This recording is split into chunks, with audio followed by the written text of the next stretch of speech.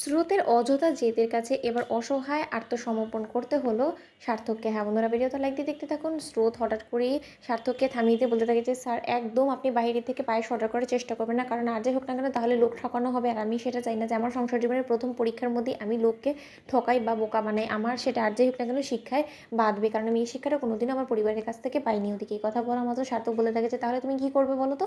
তুমি এখন রান্না করবে? তোমার যে রান্নার ছিরি তা দেখে তো আমি বুঝে গিয়েছি যে তুমি কতটা রান্নায় পারদর্শী। তাই আর যাই হোক না কেন সকলের চোখে ভালো সাজার জন্য তোমাকে এতটুকু অন্তত মিথ্যে বলতেই হবে, সেটা তুমি চাও বা না চাও। তাই একদম জেদ করবে না, তোমার জেদের কাছে না আর যাই হোক না কেন আমি অন্তত আত্মসমর্পণ করতে পারবো না। স্রোত ওদিকে স্রোত বলতে থাকে যে আপনাকে কে বলেছে গায়ে পড়ে আমার সাথে ঝগড়া করার? বলুন তো আপনার অভ্যেসটা কি? স্যার কোনোদিনও পাল্টাবে না বলুন তো? এখন আমাদের বিয়ে হয়ে গিয়েছে, তাই আর যাই হোক না কেন এখন আপনি আমার কথা শুনতে বাধ্য। এখন কিন্তু আমি আপনার শুধু স্টুডেন্ট নয়, এখন আমি আপনার আপাতত হলো স্ত্রী, তাই আমার কথা শুনতে আপনি বাধ্য। তাই আমি এখন বলছি আপনাকে যে আমি যেমন তেমন করে ম্যানেজ করে নিব পায়েস রান্না করাটা, আপনি প্লিজ এখান থেকে বের হন এক্ষুনি।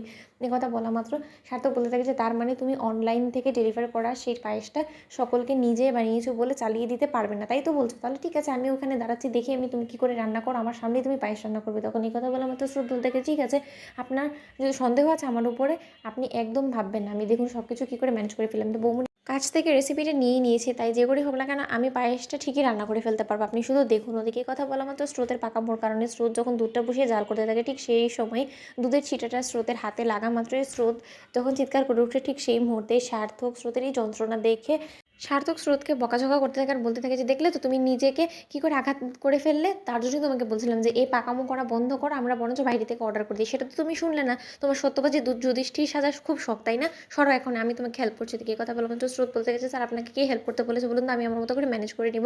এখন তো জল ঢেলে নিয়েছি, আমার এটা তো কোনো রকম কোনো অসুবিধা হবে না। ওদিকে এই কথা বলার মতো সার্থক বলতে থাকে যে বিয়েটা তো তোমার একার হয়নি, আমারও হয়েছে, তাই দুজনে যখন এই সম্পর্কে জুড়েই গিয়েছি তাহলে একে অপরের বিপদে অবশ্যই একে অপরকেই কাছে এগিয়ে আসতে হবে। তার জন্য তুমি যখন আর্ধেক করে রেখেই দিয়েছো পায়েসটা, তাহলে এই পায়েসটাকে সকলের মুখে দেয়ার মতন উপযোগী করে তোলার দায়িত্বটা না হয় আমার উপরেই ছেড়ে দাও। ওদিকে কথা বলা মাত্র সার্থক নেট ঘেটে যখন সেই পায়েসটা খাবার উপযোগী বানিয়ে ফেলে, ঠিক সেই মুহূর্তে স্রোতের হাতে সেই পায়েসের ট্রেটা ধরিয়ে দিয়ে বলতে থাকে যে যাও এবার কি সকলকে সার্ভ করে দাও, পায়েসটা রেডি হয়ে গিয়েছে। এই কথা বলা মাত্র স্রোত যখন সেই পায়েসটা টেস্ট করে দেখে, তখন সার্থক বলতে থাকে যে কী হয়েছে, তুমি টেস্ট করছো কেন? সকলকে টেস্ট করানোর কথা তো বললাম। তখন স্রোত বলতে থাকে যে আমার বর রেঁধেছে বলে কথা, তাহলে আমি একটু টেস্ট করে দেখবো না প্রথমে?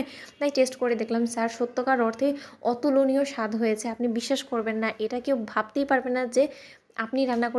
তখন সার্থক বলে থাকে যে খবরদার কারো সামনে গিয়ে ভুলবশত এটা বলে বেশো না যে আমি তোমাকে এই রান্নায় হেল্প করেছি, তাহলে হয়তো বা সকালে আরও দু চারটা তোমাকে কথা শুনিয়ে দিবে। তখন স্রোত বলতে থাকে যে আমাকে কথা শোনালে আপনার কি আসে যায় বলুন তো? তখন সার্থক বলতে থাকে আলবাদ আমার আসে যায়। তো বন্ধুরা ভিডিওটি ভালো লাগলে লাইক শেয়ার করে সাবস্ক্রাইব করতে ভুলো না।